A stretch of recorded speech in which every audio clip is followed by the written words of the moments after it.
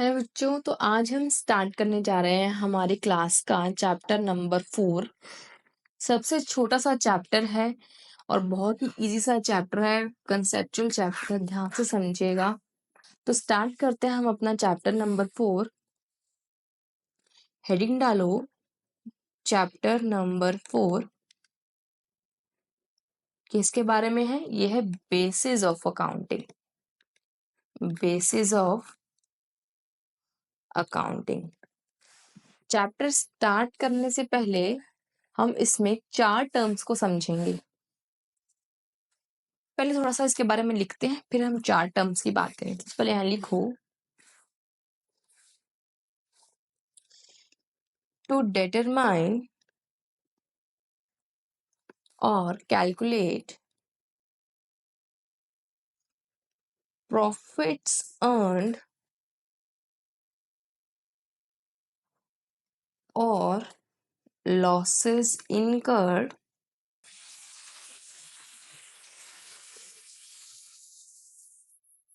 one of these bases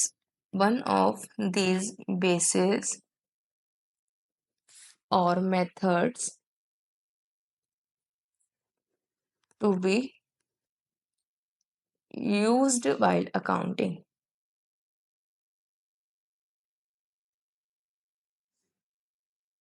कौन से हैं वो 2 methods? First is cash basis of accounting और दूसरा कौन सा है? दूसरा है एक्रूअल और mercantile basis of accounting. Accrual और मर्केंटाइल बेसिस ऑफ अकाउंटिंग, ये दो आपको इस चैप्टर में ये 2 बेसिस ही सीखने हैं। Before going into these methods, सबसे पहले आप लिखो कुछ terms. First is outstanding expense.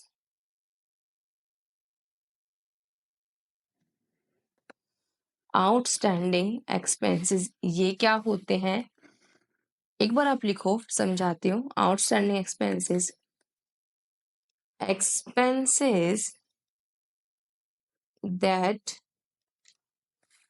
expenses that become due but not paid during the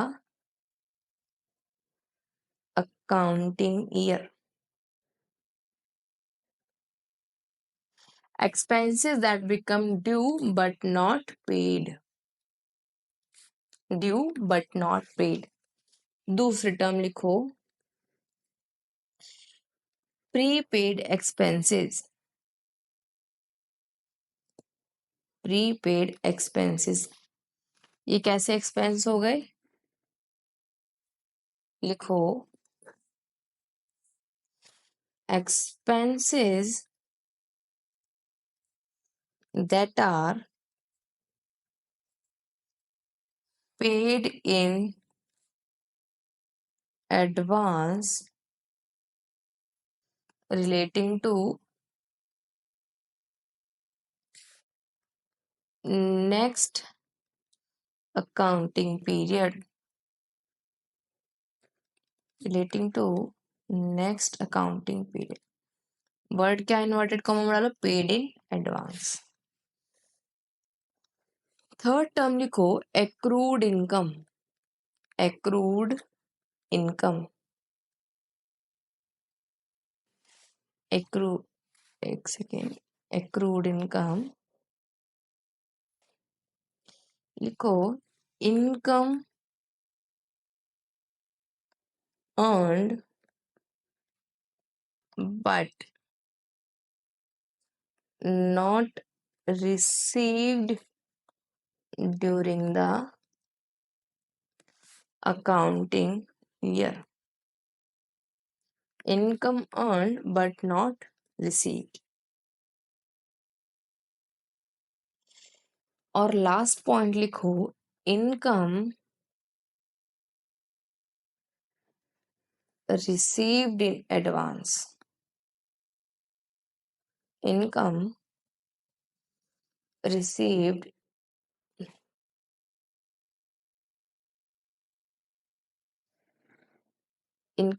in advance. देखो, इनकम या कह लो amount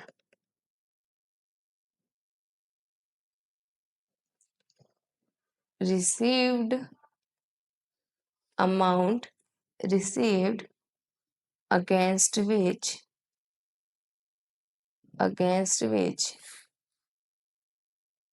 goods to be sold or services to be provided in future. Income received in advance means amount received against which goods to be sold or services to be provided in future. क्या मतलब हुआ? देखो, expenses आपके पास, देखो expenses की अगर हम बात करें, हो सकता है आप क्या करो, अगर मैं टाइम चार्ट बनाती हूँ, टाइम चार्ट, ठीक है, मैंने आपके अकाउंटिंग ईयर लिए। इसमें क्या है, जैसे मान लो मेरा रेंट है 2000 रुपीज पर मंथ, ठीक है, और इस ईयर में कितने मंथ्स है? 12 मंथ्स। तो मेरा एनुअल रेंट कितना हुआ जो मुझे पे करना है, वो है 2000 इंटू 12 यानी 24,000। बट मैंने पे कितना किया? पे किया लेट सपोज 20,000 रुपीज। तो जो 4,000 मेरा इस साल का खर्चा क्या रह गया? 4,000 जो मेरा बाकी रह गया, 4,000 जो क्या है बाकी, उसको हम बोलते हैं आउटस्टैंडिंग। यानी एज ऑन दिस डेट मुझे क्या पता लगा कि मैंने 4,000 अभी देना है मेरा इस साल का। मान लो this is my first year, this is my second year, तो 4,000 rent is outstanding for the first year.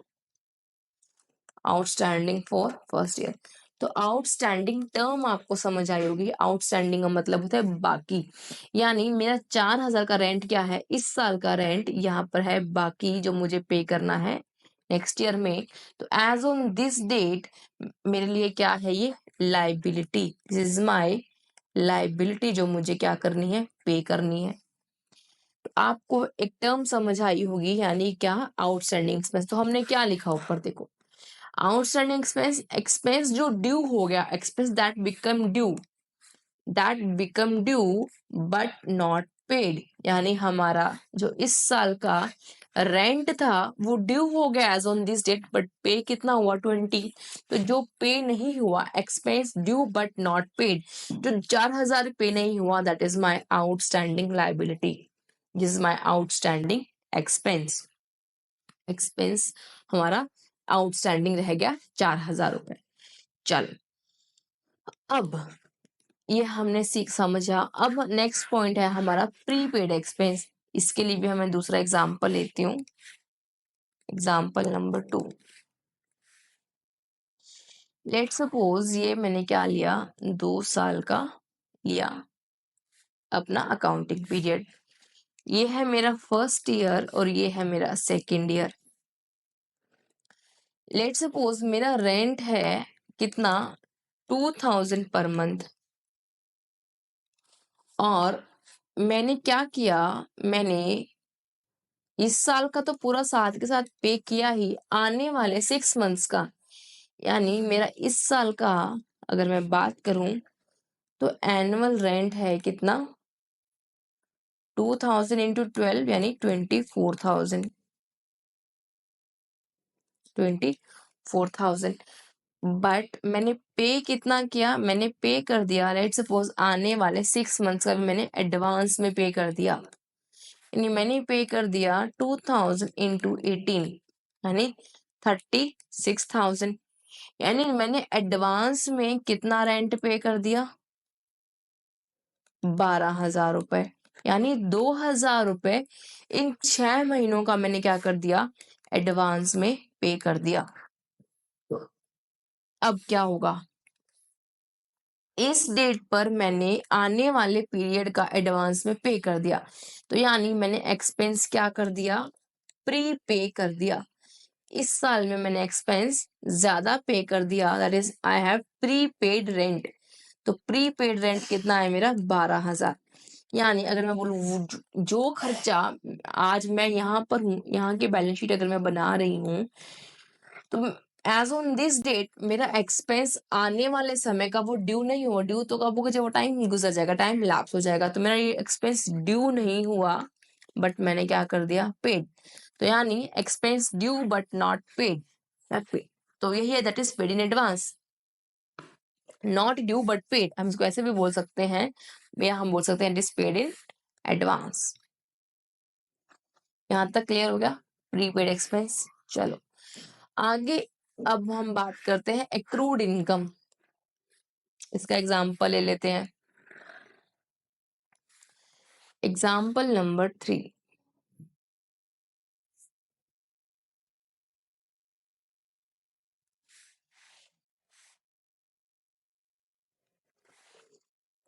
Let's suppose मैंने कुछ इस साल कैश सेल्स की, लेट्स सपोज 1 लाख। इस साल मैंने कुछ क्रेडिट सेल्स भी की, लेट्स सपोज 50,000। इसमें से 30,000 का मान लो मुझे पेमेंट इसी साल रिसीव हो गया, रिसीव्ड इन दिस ईयर, और 20,000 का अमाउंट मेरे पास क्या है? अभी तक आया नहीं है, that is not received yet, but मैंने सेल कर दी। रेवेन्यू रिकॉग्निशन कॉन्सेप्ट क्या बोलता है? आप रेवेन्यू यानी आप अपनी सेल ऑफ गुड्स से जो आपको पैसा आ रहा है, आप रेवेन्यू रिकॉर्ड कर सकते हो। You can record your revenue. कब रिकॉग्नाइज कर सकते हो? जब आप क्या कर देते हो? सेल्स कर देते हो। When your legal right to receive the amount, when you legal right to receive the amount is established, जब आपने सेल कर दी, इट मीन्स आपके पास लीगल राइट टू रिसीव आ गया, तो आप इसको रिकॉर्ड कर सकते हो ना। यानी आपके पास इसको राइट है रिकॉर्ड करने का। आपको इसी साल में क्या करने पड़ेगी? रिकॉर्ड करनी पड़ेगी। अब अगर मैं एक्रूड इनकम देखो, ये यानी ये मेरे पास 20,000 रुपए इस साल में क्या हो गए? ड्यू तो हो गए, बट मुझे रिसीव नहीं हुए। This is my accrued income, that is due और अर्नड, जो आपने अर्न कर ली बट आपको उसका पैसा नहीं मिला। This is your accrued income. तो आपके वो इस साल में आपको आपके बुक्स में दिखाई जाएंगी। यहाँ तक क्लियर? तो देखो एक्रूड इनकम की डेफिनेशन में हमने क्या लिखा है? Income earned but not received, यानी इनकम अर्न तो कर ली, सेल्स तो कर दिया आपने, बट आपको पैसा नहीं मिला। This is your accrued income. Clear है? चलो अगर मैं इसका एक और एग्जांपल भी आपको बता सकती हूँ, लेट्स सपोज दूसरा एग्जांपल लो इसको, और सपोज मैंने किसी को एडवांस दिया हुआ है, loan given as advance. Advance पे कोई लोन दिया, लेट सपोज मैंने 50,000 रुपए किसी को लोन दिया, और जिस पर मुझे इंटरेस्ट आता है लेट सपोज पर मंथ 500 रुपए। तो अगर मुझे यानी मेरा जो एनुअल रेंट ड्यू कितना होगा? वो कितना होगा? 500 इंटू 12 यानी 6,000 रुपए। बट मुझे आया रिसीव कितना हुआ? मुझे रिसीव हुआ लेट सपोज इंटरेस्ट रिसीव्ड वो हुआ ओनली 4,000 रुपीज। तो जो 2000 बचा हुआ यानी 2000 वो क्या है, इनकम जो मेरी ड्यू तो हो गई बट मुझे रिसीव नहीं हुई यानी this is my accrued income, earned income but not received. This is my earned income but not received. This is my accrued income. तो accrued income आपको समझ में आ गई होगी, that is income earned but not received. आपकी income during the year earn तो हो गई आपने, ड्यू तो हो गई बट आपको नहीं मिली. चलो इनकम रिसीव्ड इन एडवांस, वही उल्टा आपको एडवांस में मिल गया अगले साल का. इसको भी एग्जाम्पल समझ लेते हैं. लेट्स सपोज इसी एग्जाम्पल को अगर हम कंटिन्यू करें, इसी एग्जाम्पल को कि आपका जो एनुअल सब रेंट नहीं था, ये इंटरेस्ट था, एनुअल इंटरेस्ट. तो एनुअल आपका इंटरेस्ट था लेट सपोज 500 इंटू 12 यानी 6000 रुपए. बट आपको अमाउंट उसने एडवांस में आपको इंटरेस्ट दे दिया सपोज 18 महीने का. तो 3000 जो आपको एडवांस मिला, दैट इज आपकी ये क्या हो गई, ये जो एडवांस है वो आपका क्या है, वो आपकी इनकम अर्नड है. This is your income received in advance, या आपने इनकम अर्न नहीं की है, आपको एडवांस में मिली है, नॉट अर्नड. ठीक है, ये आपको एडवांस में मिली है, ये आपकी इनकम ड्यू नहीं हुई है. I hope this is clear now. ये 4 टर्म्स क्लियर हुई है तो आगे चलते हैं. चले, outstanding expense, prepaid expense, accrued income और इनकम रिसीव्ड इन एडवांस. अगर मैं शॉर्ट में बात करूं तो एक्सपेंस आपके पास दो है, आउटस्टैंडिंग एक्सपेंस और एक प्रीपेड एक्सपेंस. इनकम आपके पास दो है, आउटस्टैंडिंग इनकम जो यानी जो इनकम मेरी मुझे नहीं मिली, बट इनकम के लिए हम वर्ड यूज करते हैं एक्रूड इनकम. और ये है इनकम रिसीव्ड इन एडवांस, इसको हम बोलते हैं earned income, income received in advance और अनअर्न्ड इनकम. क्योंकि एडवांस में है तो आपने अर्न नहीं किया, दिस इज योर अनअर्न्ड. तो आउटस्टैंडिंग क्या होता है, outstanding is due but not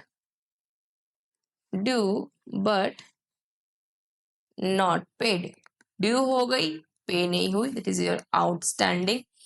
prepaid, paid but not due यानी एडवांस में. जो चीज ड्यू नहीं हुई यानी वो एडवांस है आपका. ठीक है. इनकम की अगर हम बात करें, एक्रूड इनकम,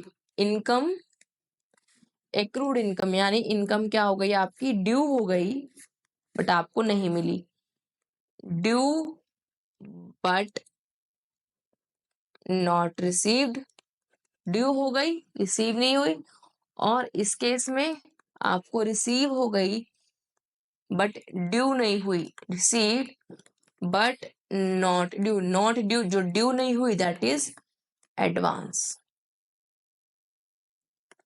क्लियर हो गया आपको ये 4 टर्म्स. चलो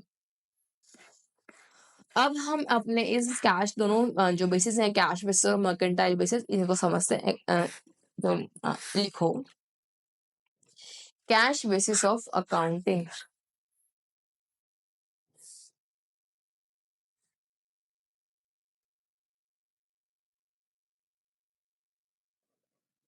कैश बेसिस ऑफ अकाउंटिंग लिखो, it is that system of accounting,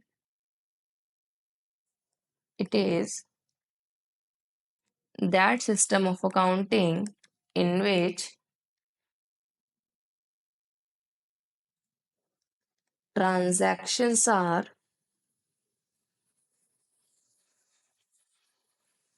recorded when cash is received or paid। जब कैश की बात होगी, कैश रिसीव होगा या कैश पे होगा, तब इस मेथड में क्या होगी, ट्रांजैक्शन की रिकॉर्डिंग होगी।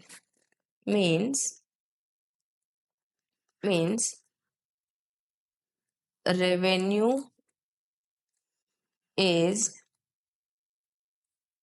recognized when cash is received and expense is recognized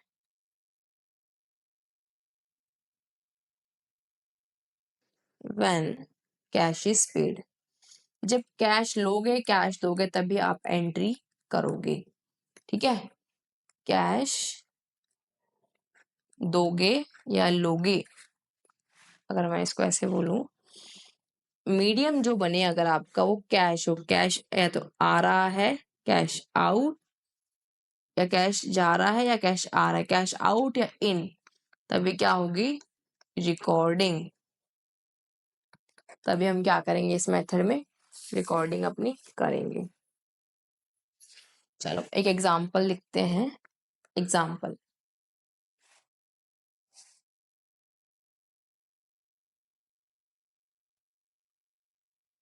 in 2023-24 Mr. A had cash sales of rupees 4 lakh and credit sales of rupees 1,70,000। Mr. A had cash sales of 4 lakh and credit sales of 1,70,000। His expenses for the year were rupees 2,30,000, out of which 30,000 is pending। मैं बोलूं is yet to be paid। Find Mr. A's income। Find Mr. A's income assuming he follows cash basis of accounting।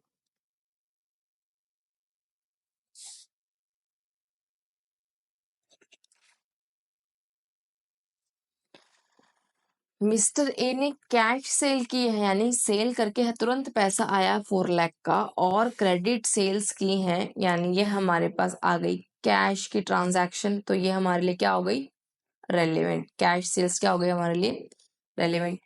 Credit sales की है, यानी ये उधार पे है, इसका पैसा नहीं आया है, तो ये हमारे लिए क्या हो गई, इररेलेवेंट। क्योंकि हम क्रेडिट सेल्स हमारे लिए क्या हो गई, इररेलेवेंट। क्यों, क्योंकि हम कैश बेसिस फॉलो करते हैं। हमारे लिए रेलेवेंट क्या है, जहां पर कैश की बात हो। His expenses for the year were rupees 230, out of which 30,000 is pending or yet to be paid। 230 total है, जिसमें से 2,30,000 में 30,000 क्या है, pending. It means cash expenses कितने हैं, वो हैं 2 लाख। तो सीधी सीधी बात है, लिखो उसका जो आपका कैश सेल्स है वो है आपकी 4 लाख। कैश की बात करो और कैश एक्सपेंस है उसके, वो है उसके 2 लाख। इनकम कितनी हुई उसकी, remaining is income that is 2 lakh, ये उसकी इनकम होगा, this is mister as income. Clear हो गया ये बात, एग्जाम्पल क्लियर हो गया। क्रेडिट सेल को कंसिडर नहीं करेंगे बिकॉज ये रिसीव नहीं हुआ है इसका पैसा, और 30,000 के एक्सपेंस कंसिडर नहीं करेंगे बिकॉज 30,000 पे नहीं हुआ है, सिंपल। चलो सेकेंड बेसिस लिखो, second basis of accounting is accrual basis of accounting,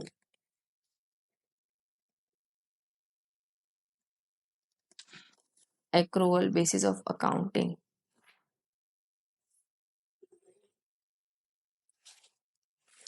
लिखो in this system income is recorded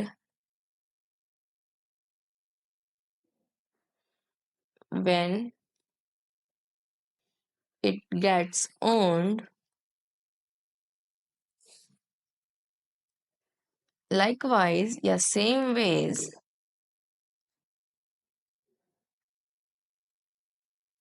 expenses are recorded when they get due। receipt or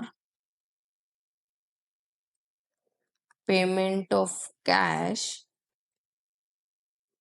receipt or payment of cash doesn't matter। This is the commonly used basis of accounting। हमें अपनी पूरी accounting में कौन सा basis use करना है, accrual basis. This is the commonly use basis of accounting. अगला point,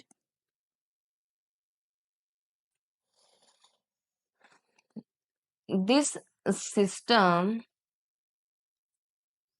is based on a revenue recognition principle। This system is based on a revenue recognition principle and matching principle। ये क्या लिखा है अभी समझते हैं। देखो एक्रूवल बेसिस ऑफ अकाउंटिंग क्या बोल रहा है, ये बोल रहा है कि आपको इनकम रिकॉर्ड कर दो, जब भी वो क्या हो जाए आप इनकम अर्न कर लो, आप रिकॉर्ड कर दो। कैश रिसीव, आपको कैश हुआ या नहीं हुआ ये मैटर नहीं करता, it doesn't matter. Same wage expenses भी आप कब रिकॉर्ड कर दोगे, जब भी रिकॉर्ड कर दो जब वो ड्यू हो गए।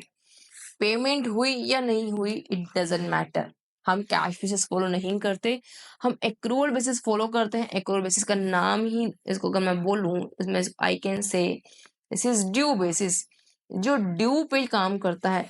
इनकम ड्यू हुई तो आप इनकम को इनकम रिकॉर्ड कर दो, एक्सपेंस ड्यू हुआ तो आप उसको एक्सपेंस रिकॉर्ड कर दो। ज्यादातर कौन सा मेथड यूज होता है, यही मेथड यूज होता है। क्यों? क्योंकि ये सही इंफॉर्मेशन आपको प्रोवाइड करता है और ये रेवेन्यू रिकॉग्निशन प्रिंसिपल पे काम करता है। मैंने आपको एग्जांपल बताया था क्रेडिट सेल्स का, तो क्रेडिट सेल्स कैसे होती है, इसी प्रिंसिपल के कारण तो होती है। This is the system is based on revenue recognition, कि आप रेवेन्यू रिकॉर्ड करो, आप क्रेडिट सेल्स को भी रिकॉर्ड करो। और matching principal means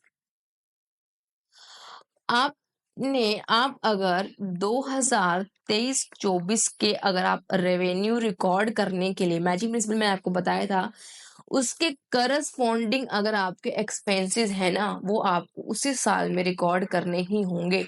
corresponding expenses to be record in 23-24, भले ही these expenses are yet to be paid, अगर वो पेमेंट उसका नहीं भी हुआ है, if they are outstanding also still, उनको आपको क्या करना है, उसी ईयर में ही रिकॉर्ड करना है। यानी 2023-24 में अगर मैं बात करूं तो जहां रेवेन्यू रिलेट होगा वही उससे रिलेटेड एक्सपेंसेस भी उसके साथ आएगा। यही आपका मैचिंग प्रिंसिपल बोलता है कि revenue should match with the expense of the same accounting period. Same accounting period के रेवेन्यू और एक्सपेंस हमेशा एक साथ आने चाहिए। यहाँ तक क्लियर होगा एक्रूअल बेसिस क्या कहता है। चलो इसको एक एग्जाम्पल से समझते हैं। अच्छा वही एग्जाम्पल लेते हैं जो हमने यहाँ लिया। अगर मैं बात करूं मेरे लिए, अगर मैं एक्रूअल बेसिस फॉलो करती हूँ, मैं यहाँ पर दूसरा पेन यूज कर लेती हूँ। अगर मैं ये लेट सपोज मैं यहाँ, अगर मैं एक्रूअल बेसिस फॉलो करती हूँ, if I follow accrual basis of accounting, तो मेरे लिए रेवेन्यू कितना होगा? कैश सेल तो होगी ही होगी, प्लस क्रेडिट सेल्स भी रेवेन्यू रिकॉग्निशन प्रिंसिपल के हिसाब से मेरे लिए रेलेवेंट हो जाएगी। क्यों? क्योंकि मैंने वो अर्न कर लिया, सेल करके मैंने 170 अर्न कर लिया, भले ही मुझे रिसीव नहीं हुआ, मैंने अर्न कर लिया, देयरफॉर मेरा रेवेन्यू हो गया 5,70,000। और मैं अगर अपने एक्सपेंसेस की बात करूं तो 2 लाख मैंने पे कर दिया, बट 30,000 मैंने पे नहीं किया। लेकिन मैचिंग प्रिंसिपल बोलता है कि है तो इसी साल का ना, तो आपको 23-24 का एक्सपेंस और 23-24 का रेवेन्यू एक साथ रिकॉर्ड करना है। यानी मेरे लिए जो एक्सपेंस हो गया वो हो गया 2,30,000 का। तो मेरे लिए जो इनकम आई, इनकम फॉर ये 23-24 वो कितनी आई? 3,40,000। यानी देखो कितना डिफरेंस आ गया। अगर आप कैश फॉलो बेसिस फॉलो करोगे तो सिर्फ आप कैश के ट्रांजैक्शन को इंपॉर्टेंस दोगे, और आप एक्रूअल बेसिस फॉलो करोगे तो आप एज अ होल जो आप ड्यू हो गया उस पे काम करोगे। तो this is more informative and more claritative. ठीक है, चलो। तो आपके दोनों बेसिस मेथड्स आपको यहाँ समझ आ गई। ये क्लास हमारी यहीं तक है। नेक्स्ट क्लास में नेक्स्ट चैप्टर स्टार्ट करेंगे, अकाउंटिंग इक्वेशन।